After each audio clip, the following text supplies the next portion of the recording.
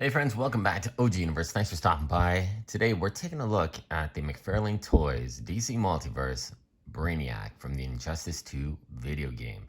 Very excited to have this Superman Rogues Gallery character villain in my collection. Finally, it's the first time I've had a Brainiac figure in my collection. They don't make a lot of Brainiacs, and the ones that they've made DC Collectibles, the DC Essential version was really terrible in my opinion. I just did not like the way that looked. There was a really good looking, maybe it was a DC Collectibles as well. It was from Last Son of Krypton or something like that. But it was a big, beefy, imposing looking Brainiac. Green, pink, it had all the colors, gray, black as well. It looked phenomenal, but man, it was so expensive on the secondary market that I just couldn't justify the price tag for it, but it was a very cool looking one. And now we got this one. So this one really captures the quintessential Brainiac look for me. I really like this classic Brainiac look. The other Brainiac look that's one of my personal favorites is from the Superpowers toy line from back in the 80s. I remember having that as a very, very small child. And I love that robotic look. Have kind of like a skeleton, robotic skeleton look, and it was just phenomenal. I would love to see a chase version of that or something different. Maybe Mcfarlane will make one of those down the road, but who knows. But I'm super happy we got this version here. So let's take a closer look at the packaging and see what we got. So we got the artwork render from the video game of Brainiac, looking extremely imposing, really beautiful artwork there. And then we got Brainiac on the side, nothing major. He does come with tentacles, trading card of the artwork on the back, display stand, and that's it. No extra set of hands or effect parts or anything like that. But we do have a pretty darn cool looking Brainiac, I must say. So let's take a little bit of a closer look. The face sculpt. The face sculpt is actually so well done. I really like the shade of green. It's not extremely bright. It's a little muted. It's almost has a matte finish to it. Now he does have a lot of these electrodes, which are really classic Brainiac look. I love it in pink. All these electrodes up on the top here. And he has some on his body armor as well. Now the body armor is primarily in a silver kind of plastic. And at first I thought it might be a real kind of rubbery overlay or something like that, but you know what? It's a pretty solid figure. It's got a good weight to it. It's not hollow, doesn't feel cheap or anything like that. But the gray is a bit underwhelming. If you saw my last review on the Dark Knights of Steel Batman, that armor that he has is just an underwhelming color. It's flat gray. I really would have preferred this had popped a little bit more with a bit more metallic on it. But that's something that I could easily fix. Just get some metallic paint, maybe pop up some of this silver on here and just make it stand out a little more. But otherwise, it's a very impressive sculpt. A lot of circuitry, a lot of detail throughout the entire figure. He does have these Dr. Octopus mechanical tentacles, which I really like. Thought they were very cool in the video game as well. Now, the one bad thing about that might detract, if you don't have these tentacles, then he is going to have 4 massive holes in his back. Okay, now these tentacles are not bendy. They don't have any articulation. Unfortunately, they are painted nice. This is a really nice silver right there. That is really nice, and it has a nice little sculpted details, almost like little ridges and little circuitry and everything like that. Really, really well done. Now, each one is different as well, so they're not the same tentacles. They do have a slight bend and posing. These two on the front here are open. That one's like a little spike, as well as this one here. But yeah, if they were a bendy wire or something, that would have been fantastic, just to add a little bit more articulation, a little bit oomph to this character. But the overall presence is really striking. I really do like the overall presence of this figure. It's very impressive. Now, let's take a quick look at articulation. So the articulation does have the side attitude. He's got a lot of side attitude. So you can just imagine he's looking down at these pathetic humans and he's gonna destroy Earth. And it's like, really? You're gonna challenge me? So he can do all that kind of weird stuff. Very nice. Looks up pretty good too. Down, not too bad. He's got some really good range of motion on that head. Now for shoulder articulation, he does have these rubber pauldrons. Now they are attached at the top here by the collarbone, so I don't think they're gonna get in the way of his shoulder articulation. They don't. It does have the spacer joint for that butterfly hinge. bicep cut, double jointed ratcheted elbows. He also has a ball joint at the wrist here, and he has full range of motion. Now it is covered up by this kind of a rubber overlay. He does have a bit of a rubber overlay on the shoulder, or on the forearm part here, but it doesn't affect articulation, and it hides that ball joint quite nicely. Now for the abdominal section, can look down quite a bit, which is great. Goes up, not too bad as well. So he has a pretty good range of motion in this abdominal region. And you can see the sculpt carries all the way through on his abdomen, which is very nice. It doesn't cut off. Pain doesn't stop either. So that's really good. In addition, he has the waist joint. The diaper piece is almost seamless with the body and the torso. It looks fantastic. You can barely tell. Some figures, a diaper piece just stands out so much and looks bad. But they did a great job with that. It seamlessly blends in. So he has the ball joints at the hips, double jointed ratcheted knees, and then he has toe articulation right there.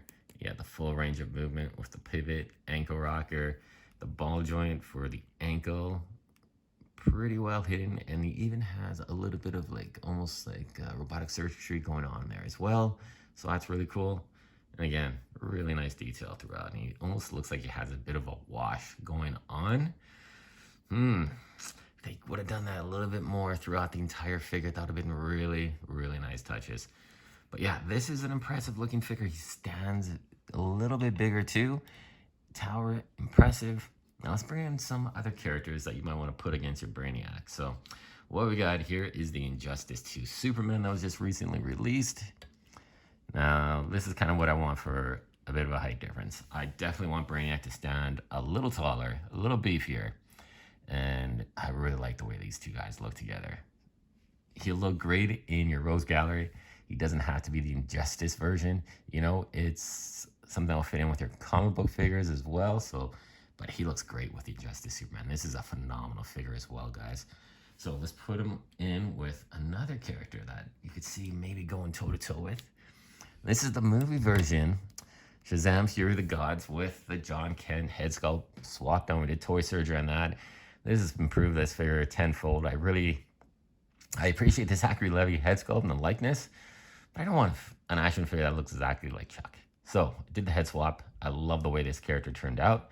Fantastic. These two shape up really well together as well. And what else we got? So from the Injustice universe, so we got the Green Arrow. Now the Green Arrow does stand a little bit taller, but scaling these two, not the best. I expect Brainiac to be still a little bit bigger. And then even if you put him in with Superman, Green Arrow is just a little bit taller. He's a really tall figure. They're almost the same height, but I would have preferred my Green Arrow just to be a little bit shorter. But this is a phenomenal Green Arrow too. Really nicely done. And then keep going on with the Injustice figure line. We got the Reverse Flash. So you're starting to build up your Injustice Society, Legion of Doom kind of thing going on there. We got Gorilla Grodd as well. I gotta open that figure. I've had that figure for so long from Injustice 2, and I have not opened them. Eventually I will. And stay tuned. I'm gonna definitely make a Injustice figure kind of wrap up. There's been a lot of figures. I didn't realize how many there have been from the Injustice 2 video game. So we'll definitely do a video and put them all together. It'll be kind of fun to see how they all turn out and how they look together. And then we also got the Flash. This figure, man, I don't care for this figure too much. I love Flash, but this one just doesn't do it for me. The Reverse Flash, phenomenal. Love that figure from this lineup. But this one, I don't know. He's just so thick, so rigid. Like the plastic they used on it wasn't the best in my opinion. And he is so stiff with articulation. Definitely have to warm him up, play around with it. I've done that. And man, he's still stiff, and not the best figure, but the head sculpt's really cool. And it's a variant of Flash. I don't know why, but in my mind, I always see the different variants of Flash as like Flashes from different timelines to me. So it's okay to have many, many Flashes in that respect. And then, of course, we can put them up with even the Joker and how these two look. I like the way these two look. Joker is a taller figure, but he still looks really good against the Injustice 2 Brainiac. And I want to put him up against one more guy. Let's see how these two look. So this is my definitive Superman that we did some customization on. We made a little bit taller. We gave him the extra torso extension, taller neck peg. Yeah, and it's cool that we can have a video game character from Injustice like this, the Brainiac, still put him up against a comic book version of Superman, and they look great together. I think they look definitely really, really nice. So there you go, guys.